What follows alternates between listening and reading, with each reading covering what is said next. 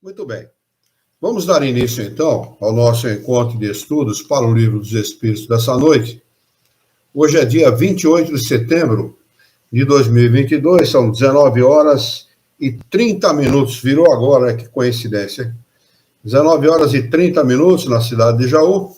Nós estamos transmitindo esse encontro de estudos em nome da Associação Jauense de Estudos Espíritas.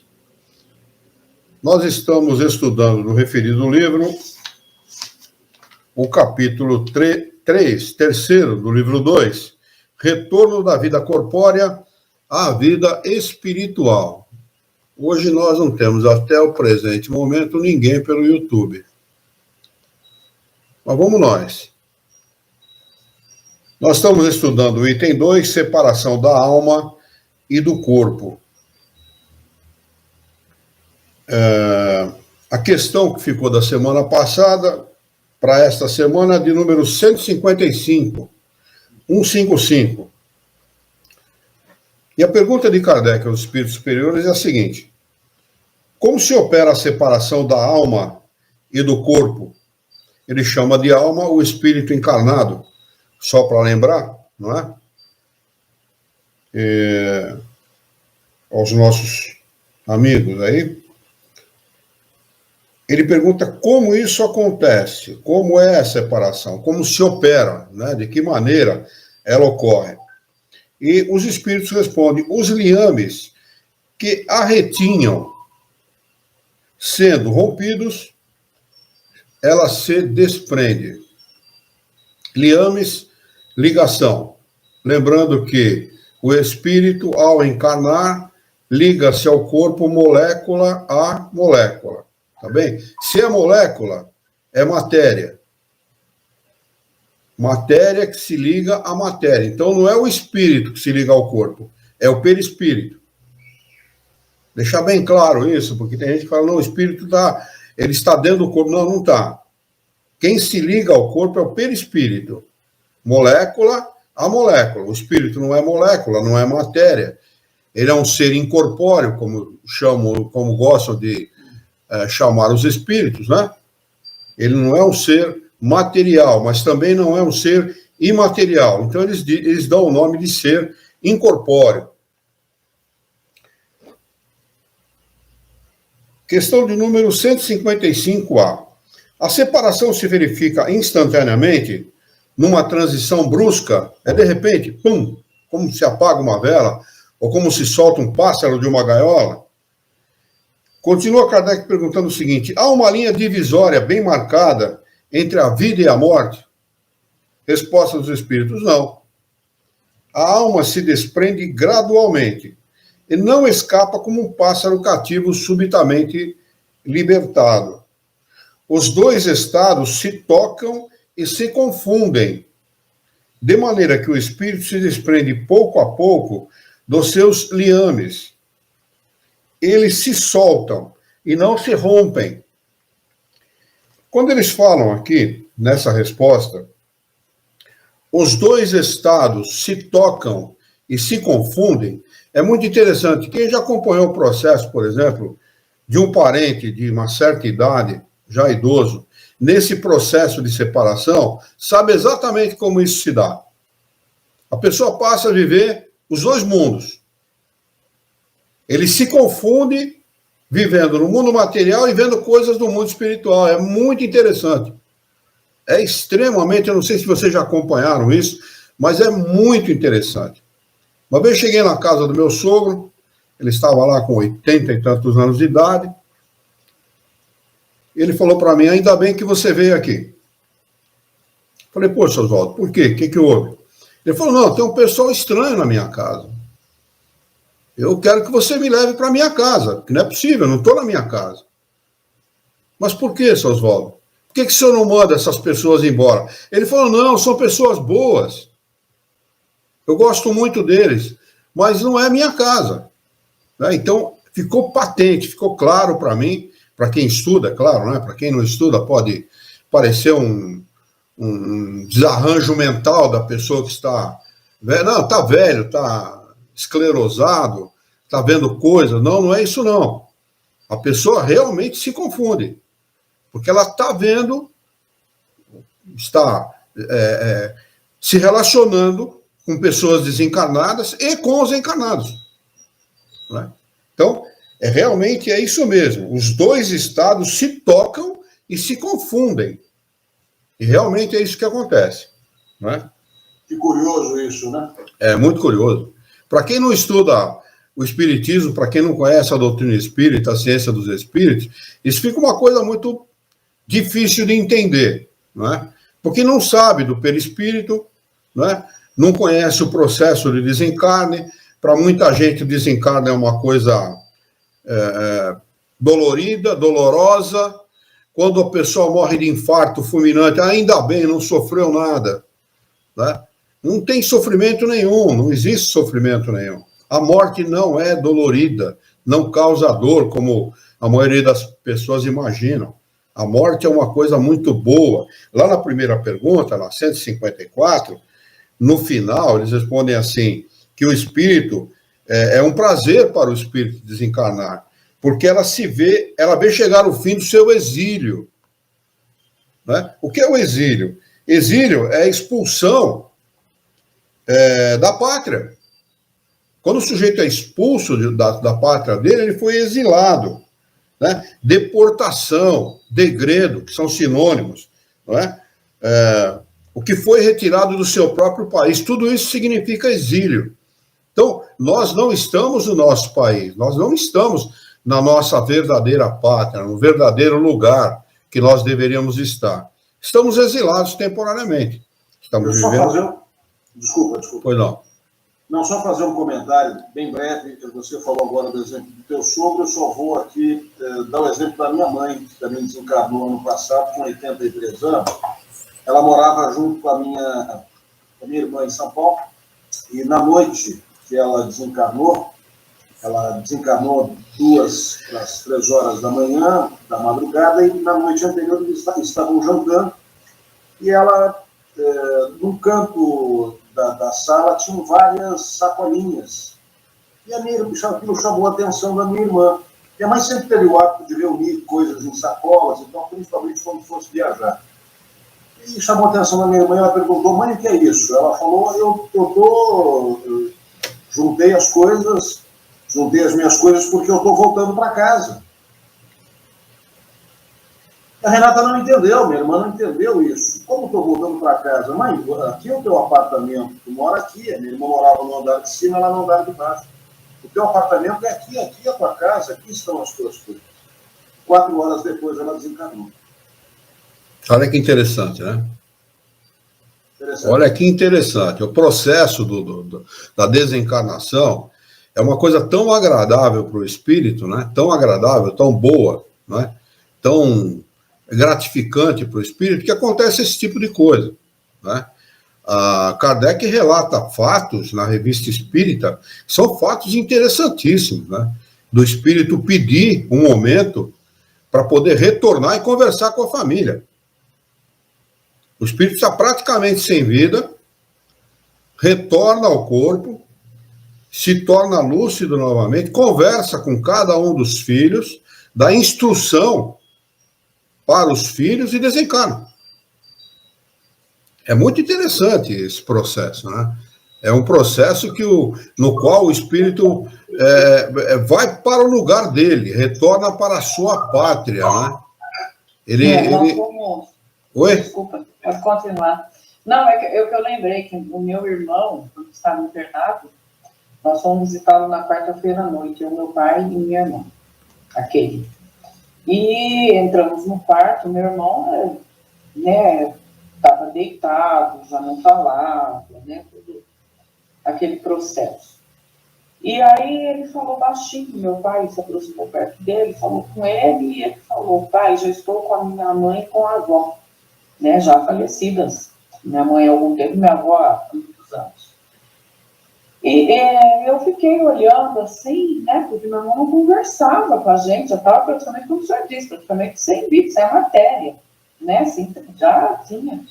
E aí meu pai olhou, acariciou ele, falou: vai em paz. E nos despedimos tudo. Quando nós descemos, né, lá no hospital, meu pai falou, o seu irmão, ele já morreu. Falou, né, na linguagem dele, seu irmão já morreu. Falei, acha, pai, imagina. Ele falou, não, ele falou para mim. Ele já está com a sua mãe e com a sua avó, que já vieram receber. E ele desencarnou no domingo. Isso foi numa quarta-feira. Eu não tive essa percepção. Eu não... E meu pai, encostado nele, falou, não, ele já está, eu já sabia, então, eu já sei. É verdadeiro isso. É verdadeiro, porque o desprendimento, segundo o que os espíritos relatam, pode se dar antes do último suspiro. O espírito já está desligado. Quando o corpo dá o último suspiro, o espírito já estava desligado do corpo. Ele já não estava mais no corpo. Há pessoas que têm mérito para isso.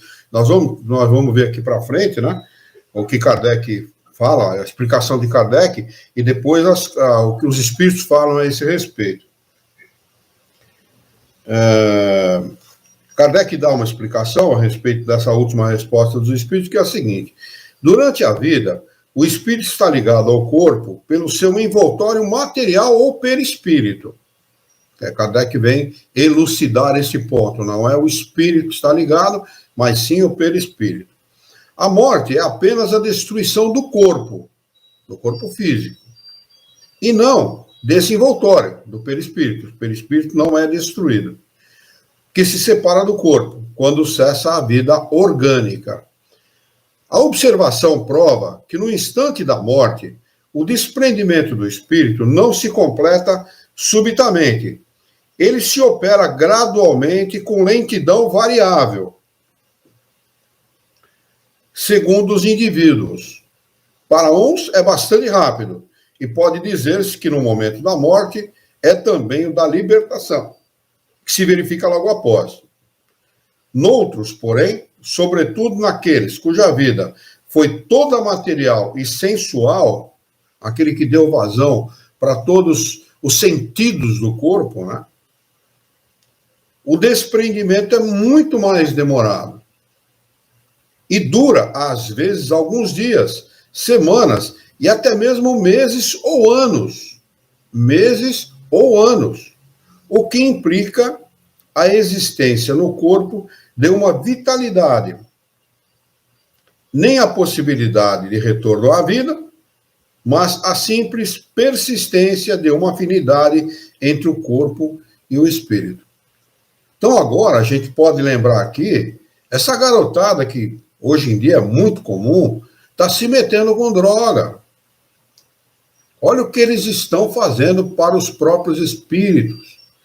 Olha o caminho que eles estão dando para os seus próprios espíritos, o sofrimento que vão acarretar a si mesmos, né? Se ligando a esse tipo de inconveniência, a esse tipo de satisfação material que só leva a uma coisa, a própria desgraça, ao próprio sofrimento. Não é? Porque eles vão ficar tão ligados a esse tipo a essas sensações, que ao desencarnar, não é? Ainda que se desencarnar por idade, de uma maneira natural, e se deem por felizes, não é? Mas se desencarnarem subitamente por excesso de droga, por exemplo, vão permanecer anos a fio ligados ao corpo. Anos a fio, como ele diz aqui, há uma persistência, uma afinidade tão grande entre corpo e perispírito, motivada por essas sensações, que não se desprende. É o que acontece, por exemplo, ao suicida. O suicida, ele rompe a vida em plena vitalidade, em plena saúde do corpo físico, por exemplo. O rompimento da vida, deliberadamente, por ato deliberado dele, né, tomada de decisão dele mesmo, durante a vida, em pleno gozo da sua saúde, vai gerar exatamente isso. Vai ficar ligado ao corpo, tanto quanto seja tempo necessário para que essa vitalidade se dilua. Há relatos na Revista Espírita, no Livro dos Médiuns, que o espírito chega a ver o próprio corpo apodrecer, os vermes lhe comendo. Olha que situação como deve ser horroroso esse tipo de situação para o espírito, né? Porque ele não compreende. Por quê? Por quê? Há relatos de espíritos que dizem sentir dor ao ver os vermes roerem o próprio corpo. Não há como ele sentir dor, porque as ligações nervosas já não existem mais. Quem transmite a dor é o nervo, são os nervos, né? Não existem mais, mas é a sensação que permanece. E deve ser uma lição árdua, difícil para o espírito, né? Esse tipo de sensação. Então, não somente o suicídio, mas qualquer desencarne aonde ocorra que o espírito esteja ainda muito ligado ao corpo pelas sensações físicas, por satisfazer essas sensações, vai gerar esse tipo de problema. Vai fazer com que o espírito permaneça no corpo durante muito tempo, como ele diz aqui, dias, semanas, anos, ligado ao corpo, até que essa separação ocorra. E, certamente, isso vai causar um sofrimento desnecessário, né? Eu digo desnecessário porque ele poderia, ao longo da vida, ter mudado o curso das coisas e ter um desencarne bom, um desencarne de boa qualidade, vamos dizer assim. Mas existe uma boa morte? Existe a boa morte, sim. Existe sim. Os espíritos dizem, viva bem e desencarne bem. Não é? Isto é bastante verdadeiro quando você estuda a doutrina espírita e sabe como ocorre o desencarne. O desencarne não é uma coisa ruim, pelo contrário, é uma coisa muito boa, excelente para o espírito que estava exilado na matéria e volta à sua verdadeira pátria, ao lugar de onde ele não deveria ter saído. Sai porque precisa aprender. Sai porque precisa acumular conhecimento para poder aprender a ser feliz. Essa é a realidade, não é? Sr. Luiz, pois não. Eu tive alguns anos com uma aluna que teve a mãe que se enforcou, teve um tio, irmão da mãe, e um parentesco mais longínquo. E eu sempre, não estudava espiritismo ainda, me chamou a atenção. Numa mesma família, 3 suicidas? Como que a gente entende isso? Olha, na realidade, não tem a ver com a família em si, né? Mas com a afinidade dos espíritos que se ligam a esta família, né? Porque a família não é composta apenas de 3 pessoas, né? São não, eu digo assim, aqui onde estamos, nesse mundo a gente entende, família. Estou fazendo... espíritos, né? Mas, então, afins na mesma família aqui, digamos assim. Estou fazendo o raciocínio para poder chegar ao entendimento, né? A família é composta de dezenas de pessoas. Então, 3 pessoas, dependendo do número de pessoas que compõem essa família, representa um número pequeno. No caso, por exemplo, da família Herrera, a qual eu pertenço, né? Entre primos, primas, filhos desses primos, neto desses primos, bisnetos já, que alguns já têm, né? Então, nós temos aí um número deve aproximar alguma coisa em torno de uma centena e meia de pessoas. E 3 pessoas vai representar um número pequeno, né? Mas, de qualquer forma, há nos espíritos uma certa tendência a esse tipo de comportamento. Uhum. Há uma tendência. O espírito, ele não se conforma de estar encarnado. Ele não quer estar encarnado. Tem um caso na família que eu conheço, porque esta minha tia relatou para mim, ela era vidente, e ela tinha uma facilidade muito grande ao ver espíritos, né? E na casa do filho dela, já está desencarnado, também espírita, ela via o neto que estava sendo gestado pela nora, né? Muito revoltado. Ele simplesmente não queria reencarnar. Revoltadíssimo, o espírito revoltadíssimo. Não queria reencarnar. E a vida desse rapaz foi terrível. O rapaz se viciou em droga, se viciou no álcool, foi parar no Carandiru, foi preso no Carandiru e agora me parece que está numa outra cidade e é morador de rua. Né? Então, olha a consequência, né, da revolta desse espírito. Um espírito como esse, de uma hora para outra, dependendo de como... Ele tem um pouco de conhecimento de doutrina espírita que eu sei que tem. Né? Convivi com esse rapaz. Tentei dar muitos conselhos para ele, mas realmente ele não ouvia ninguém. Ele era um cara revoltado com tudo. Quando esse rapaz fumava maconha e tomava uma dose de pinga, 4 homens não eram capazes de segurar ele. Então o rapaz pode... Essa pessoa, mais ou menos da minha idade, quer dizer, rapaz não é há muito tempo, né? Uma maneira da gente usar o nome, né?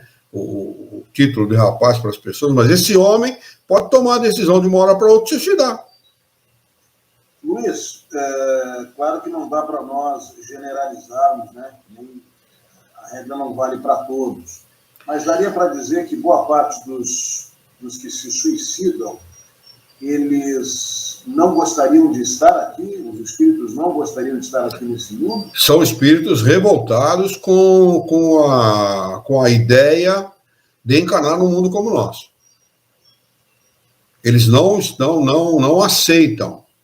Na realidade, eles não aceitam as leis de Deus, né? Eu estava comentando no nosso último encontro que há uma dificuldade muito grande do homem aceitar a vontade de Deus. Nós somos espíritos atrasados, espíritos imperfeitos, que normalmente, dependendo das circunstâncias, de como ocorrem as coisas na nossa vida, nas nossas vidas, né, nós não aceitamos. Pura e simplesmente. E eu estou falando no geral, estou falando de nós aqui, estou falando da humanidade. Não aceitam. Aquele pai daquele rapaz, daquele cantor que morreu num acidente de automóvel, morreu ele e a noiva.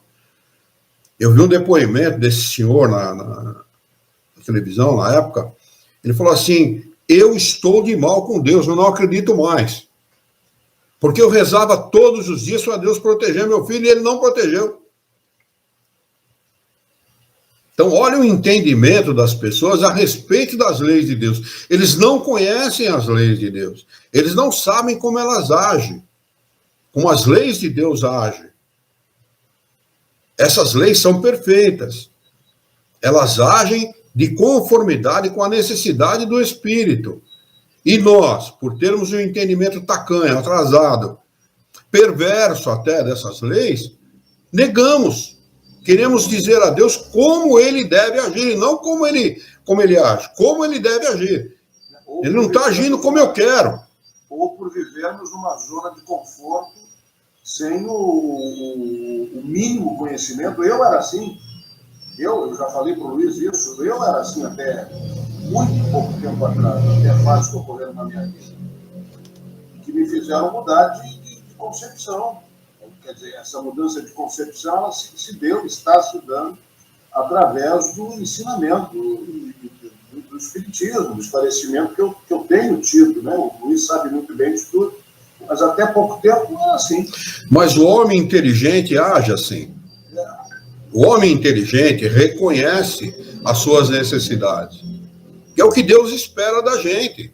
A inteligência nos foi dada como um atributo exatamente com essa função, de nós buscarmos as soluções para os nossos problemas. Ninguém é responsável pela solução dos nossos próprios problemas. Nós temos que dar providência a essas soluções. Então, se você entendeu que as suas necessidades eram essas e buscou a solução para o seu problema, você utilizou a inteligência em seu próprio benefício. O que faz uma pessoa como essa, que citou a Dani, né?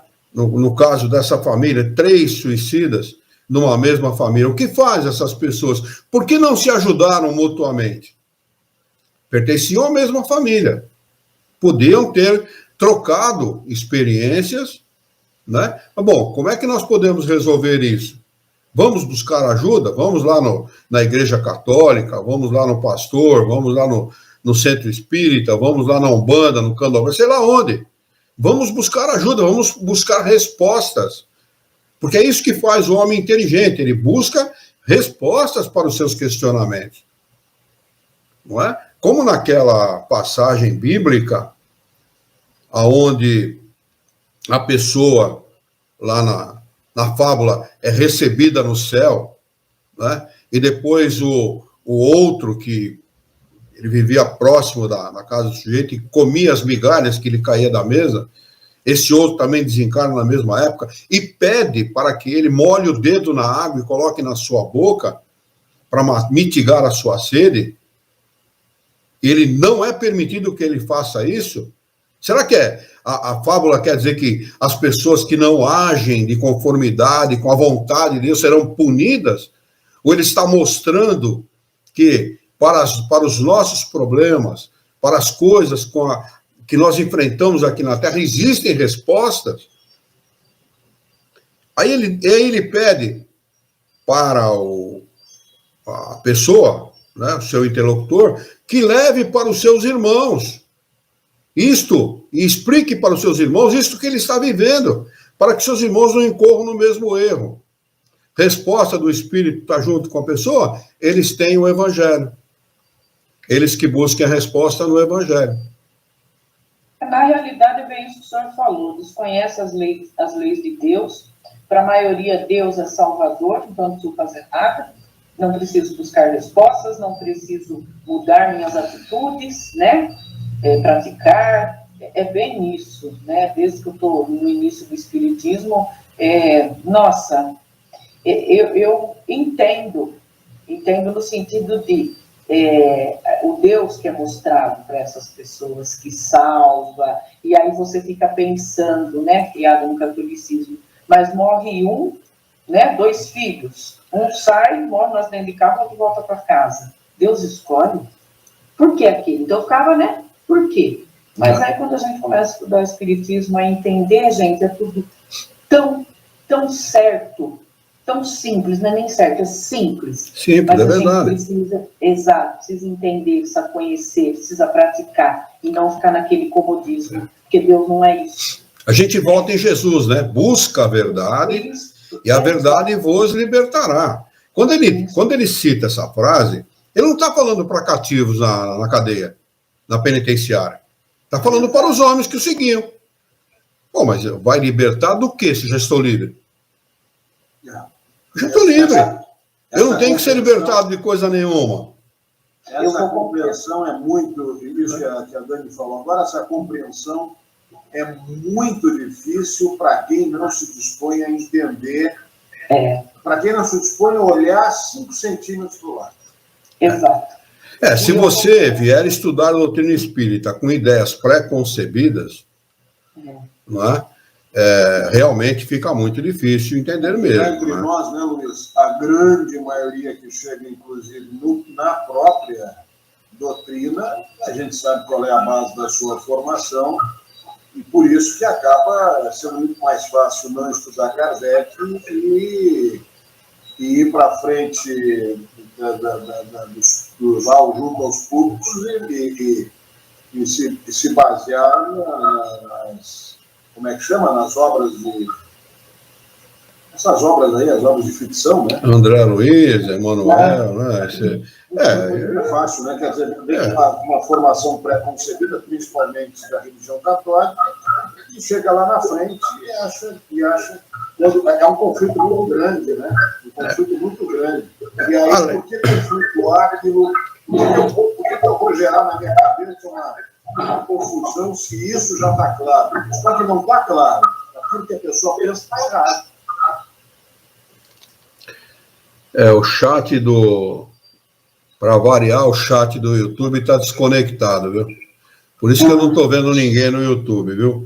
Pessoal que está no YouTube, vocês me perdoem, de vez em quando já aconteceu uma vez e está acontecendo outra vez. O YouTube foi configurado normalmente, mas me parece que está dando um problema aí com o chat do YouTube. Vocês me perdoem, vocês estão conectados. Nesse caso, o chato do YouTube, né? Hã? Se tornou, nesse caso, o chato do YouTube, né? Não é nem o chat, é o chato do YouTube que se tornou. Na realidade, só para complementar o que a gente estava falando, eu vou confessar a vocês que depois de, já são 5, 10, 15, já são quantos anos de espiritismo? 17, acho, seu Luiz. Você está por aí, na faixa dos 17, aproximadamente. E eu vou falar por a melhor coisa, gente, porque, olha, por mais difícil que seja, que a gente está nesse planeta aqui, é difícil encarar a morte, é difícil encarar tantas coisas, mas quando acontece o olhar, o conhecimento que eu tenho hoje, às vezes eu assusto comigo, né? Porque aconteceu tal coisa, eu já paro, já penso, já vem nos ensinamentos da doutrina. E aí é o que eu falei para ela, é isso e pronto, é ação, reação, né? Então, tudo que o espiritismo é maravilhoso por isso, porque desde que você acorda no momento, você vai dormir, tudo que acontece, não tem mais como desvincular, né? E a gente começa a entender o porquê, e a gente vê que ali não tem certo e errado, é justo, né? É mérito. E viver assim, gente, dá um alívio, dá uma sensação tão boa, tão assim, que você tem que continuar. A gente se sente liberto, né? Exatamente. O fato também a ser considerado, viu, Dani, Alexandre, os companheiros que estão aí pelo YouTube, tem que ser considerado o seguinte: a morte aqui no Ocidente, ela é apresentada como algo terrível, como algo tétrico, como algo horrível, como uma desgraça que acontece na vida das famílias, não é? É muito comum você ouvir dizer assim, quem devia morrer primeiro era o pai, não o filho. Né? Como é que o filho desencarna na frente do pai? Isso é um absurdo. Isso não devia acontecer. Peraí, estão querendo ensinar a Deus o que ele deve fazer, como ele deve proceder? Quem deve desencarnar primeiro, ou depois, ou segundo, em segundo lugar? Não é assim. A morte não é algo terrível, não é algo tétrico, não é uma ocorrência terrível, absurda na vida das pessoas. Muito pelo contrário, a morte é libertação do espírito. Quem de nós, vendo um parente encarcerado numa penitenciária aqui na Terra, não gostaria de vê-lo solto? Quem de nós? Nós íamos pedir para ele ficar mais tempo ainda na cadeia? Não, não quero que solte, não. Eu quero que ele fique aí preso, encarcerado. É a mesma coisa. Sim. A comparação não tem a menor diferença. Estar no corpo físico é estar encarcerado, é estar preso, aprisionado. E pior, degradado. Ele está isolado no mundo que não é o dele. Quer dizer, então, quando um ser muito amado por nós desencarna, nós devemos nos alegrar. Eu vou dizer uma coisa aqui que possivelmente vai ser criticada, mas nós devíamos fazer festa. Ao invés de dar festa no aniversário, deveríamos dar festas na morte.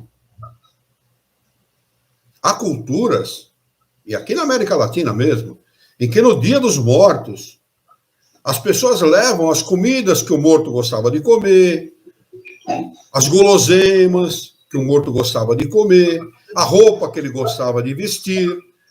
Né? De onde deriva essa ideia? De onde vem esta ideia? De onde o homem buscou essa tradição? Não foi na sobrevivência da alma, porque não foi na morte. Se a morte é o fim de tudo, se ela desaparece com tudo, se é o extermínio do ser, da individualidade, você vai oferecer aquela comida para quem, se aquela pessoa não existe? Se aquele ser simplesmente desapareceu? Para a memória. Memória de quê? Memória do quê? Memória de quem? Não é? Então, o fato é que o Espiritismo, ele vem nos salvar, nos livrar desta ideia tacânea, atrasada, absurda, de que a morte é o fim das coisas, é o fim da individualidade, é o fim do ser. Ele levantou a lápide do túmulo, ela não existe mais. O ser sobrevive à morte.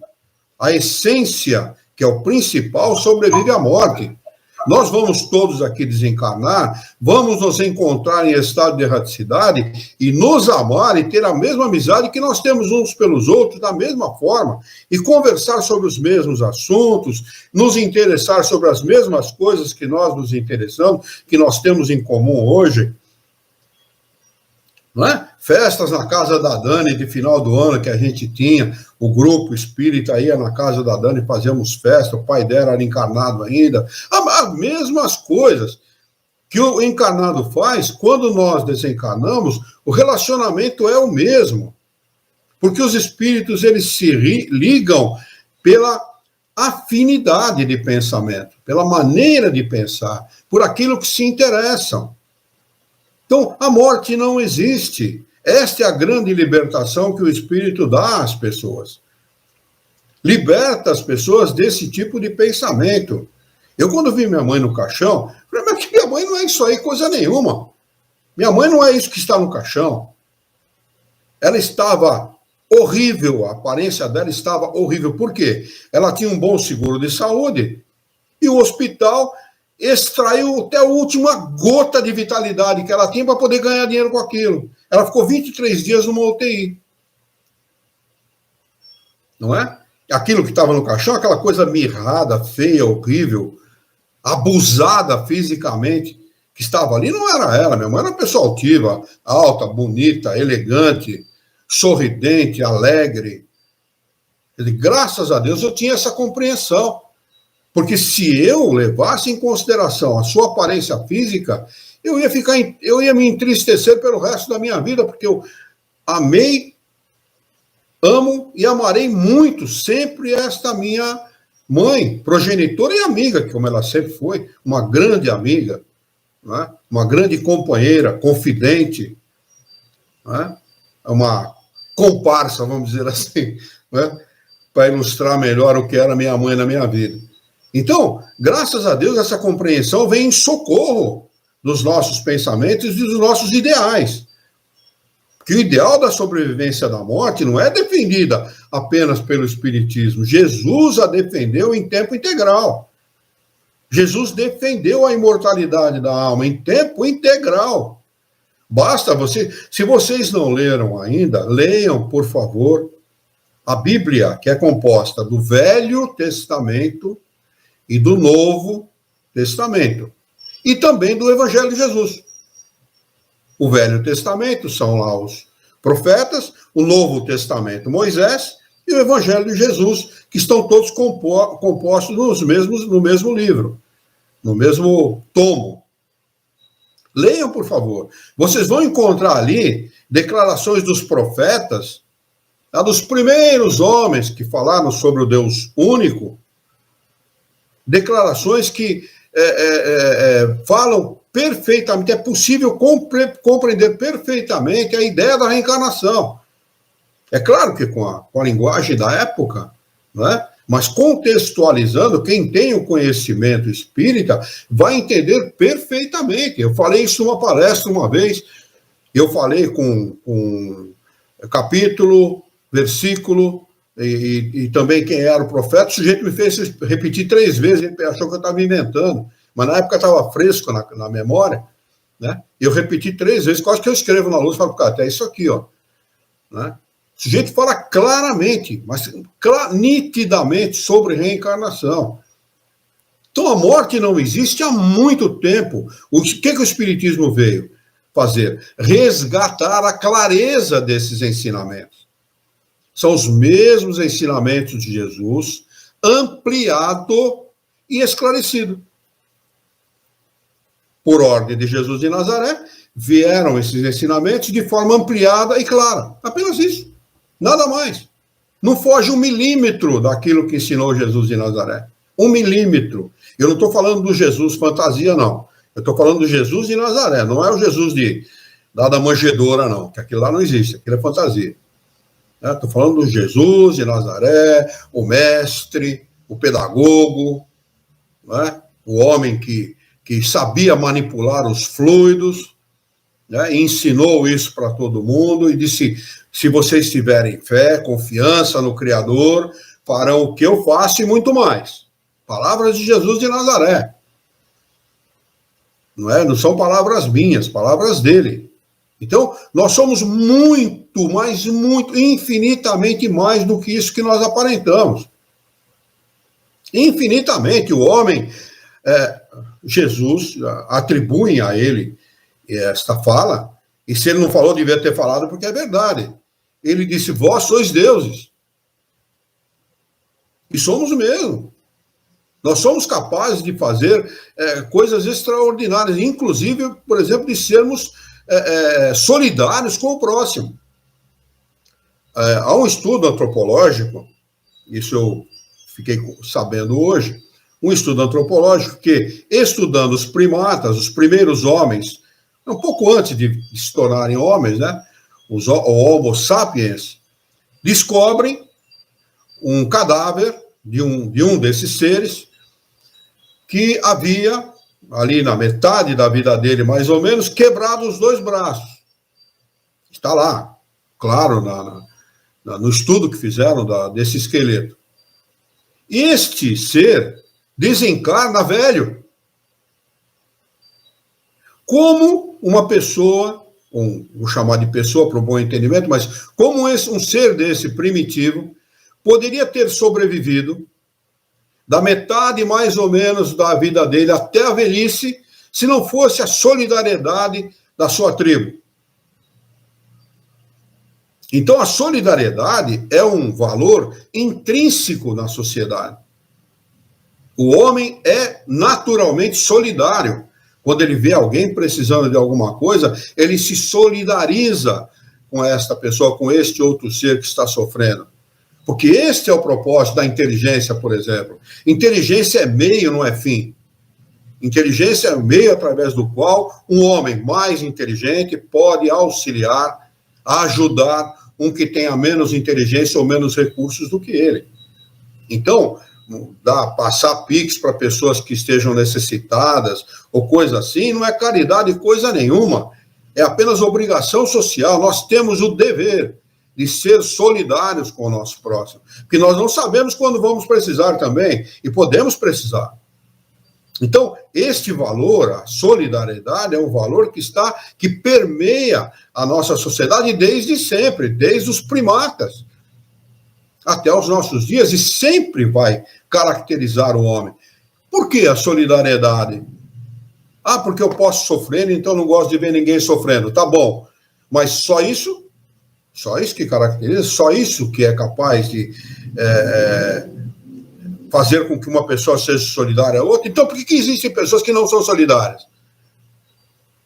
Por que existem pessoas que são egoístas, que não são fraternos? Porque ainda não aprenderam. Virão, numa próxima existência, por força das circunstâncias, aprenderem o quê? A serem fraternos, a deixarem o egoísmo de lado e a se tornarem solidários, fraternos, amigos, compreendedores do sofrimento alheio. Não é? Bom, vamos dar sequência aqui ao nosso estudo. Então, Kardec diz o seguinte: noutros, porém, sobretudo naqueles cuja vida foi toda material e sensual, o desprendimento é muito mais demorado e dura, às vezes, alguns dias, semanas e até mesmo meses ou anos, o que implica na existência no corpo de nenhuma vitalidade, nem a possibilidade de retornar à vida, mas a simples persistência de uma afinidade entre o corpo e o espírito. Afinidade que está sempre na razão da preponderância que, durante a vida, o espírito deu à matéria. Quanto menos nós valorizarmos a vida material, melhor será para o espírito, com a mais absoluta certeza.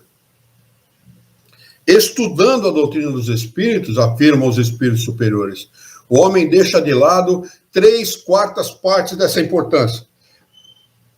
De toda a importância que nós damos para a vida material, para os bens materiais, para a vaidade, para o orgulho, para a prepotência, para o poder temporal, 3/4 partes ficam, 75% fica de lado a partir do momento que nós entendemos que somos espíritos imortais.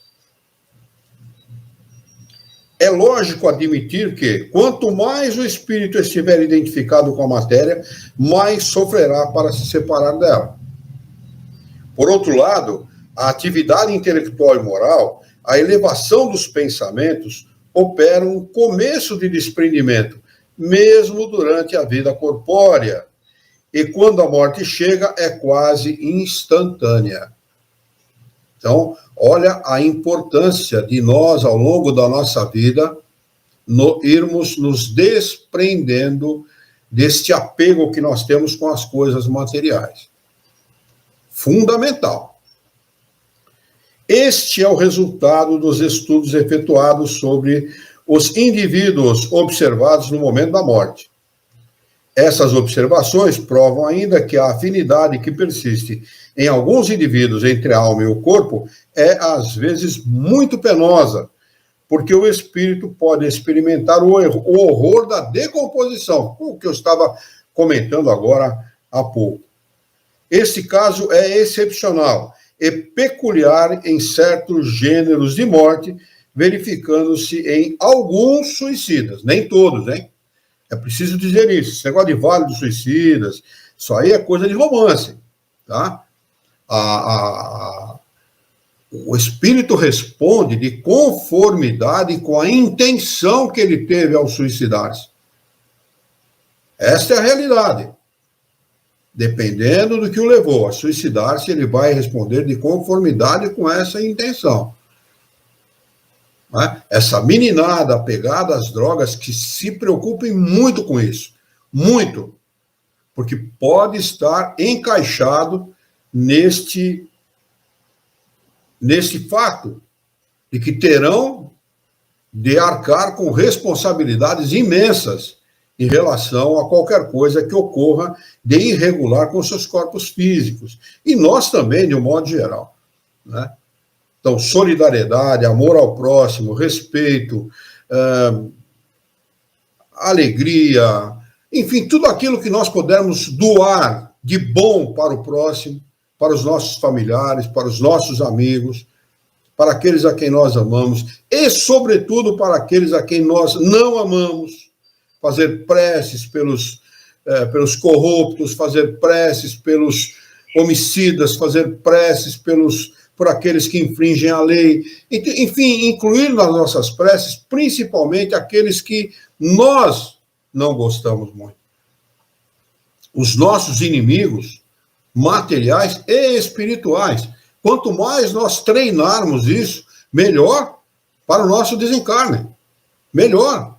Porque estaremos treinando o nosso pensamento ao desprendimento dessas coisas. Amar ao próximo é excelente. Amar o inimigo, excelente, elevado à quarta potência. Né? Jesus disse assim: que valor teriam vocês se você emprestasse dinheiro somente para aquele que vai te pagar? Aquele que vai te pagar, você já sabe que você vai dar o dinheiro e vai receber de volta. Agora, o desprendimento mostra que nós devemos tentar ajudar a todos, indistintamente. Se você puder fazer isso, ótimo, se você tiver condição também para fazer isso, né? Porque às vezes o dinheiro que você vai emprestar vai te fazer falta lá na frente, né? Mas se você puder se desprender, muito melhor. Questão de número 156. Essa é uma parte do livro dos Espíritos que a gente demora um pouco, viu? É natural demorar um pouco nessa parte, porque essa parte fala muito de perto aquilo que nós precisamos aprender, precisamos entender da vida para poder aprender a morrer bem, né?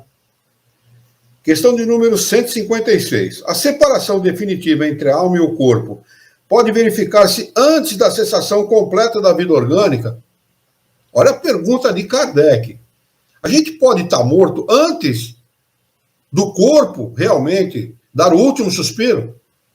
Resposta: na agonia, às vezes a alma já deixou o corpo, que nada mais tem do que a vida orgânica.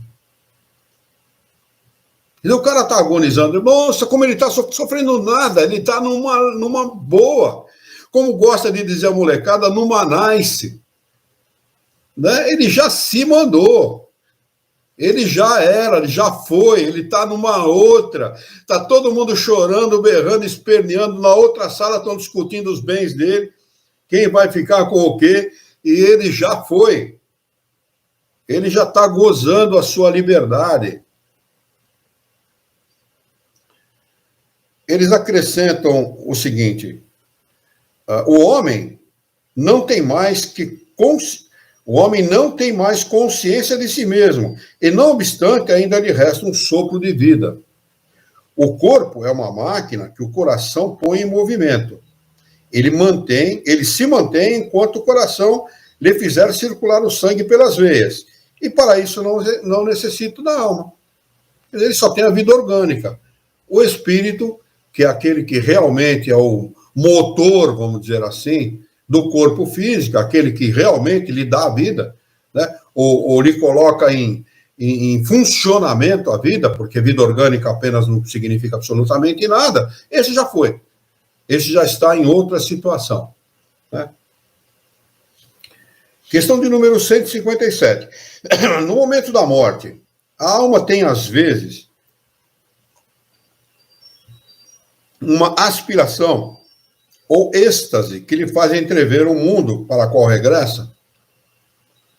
Aquilo que eu comentei a respeito do meu sogro, né? Há pouco. Resposta: a alma sente, muitas vezes, que se quebram os liames que aprendem ao corpo, e então emprega todos os seus esforços para os romper de uma vez. Já parcialmente separada da matéria, vê o futuro desenrolar-se ante ela e goza por antecipação do estado do espírito. Olha que interessante. Já parcialmente separada do corpo, separada da matéria, como ele diz aqui, vê o futuro desenrolar-se ante ela. Já está vendo, já está percebendo, fazendo parte do mundo dos espíritos. Né? E goza por antecipação do estado do espírito. Acho que ele vai estar preocupado com a matéria? Vai estar preocupado com o dinheiro, com imposto de renda, com corrupção, com política, seja lá com o que for? Absolutamente. Ele já se livrou disso. Ele já não faz mais parte dessas preocupações, desde que ele, é claro, tenha educado o seu espírito ao longo da vida. Né? Questão de número 158. O exemplo da larva, que primeiro se arrasta pela terra, depois se fecha na crisálida, numa morte aparente, para renascer numa existência brilhante, está falando aqui da borboleta, né? Pode nos dar a ideia da vida terrena, seguida do túmulo e por fim de uma nova existência? Olha a resposta dos espíritos. Uma pálida ideia. Pálida. Dá para vocês imaginarem o que é a vida como espírito?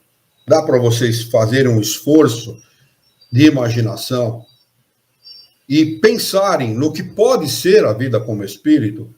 É tudo que nós queremos. É tudo que nós possamos desejar. Por isso que Jesus falou: quem fez o bem, quem procurou seguir o caminho do bem, o caminho reto, receberá 100 por 1. Você espera 1, você recebe 100 vezes. Quer dizer, olha o que é a vida em estado de erraticidade. A imagem é boa, mas é necessário não tomá-la ao pé da letra, como sempre o fazeis. Quer dizer, se deixar de ser crisálida para ser borboleta, não é bem o que acontece. O homem está muito acima disso. Vamos marcar a questão de número 159 para nós retomarmos na próxima quarta-feira. Faltando 5 minutos para nós encerrarmos, nós vamos fazer a nossa prece de encerramento e depois vamos reservar algum tempinho aí para tirar alguma dúvida, algum comentário, alguma consideração que um de vocês queira fazer.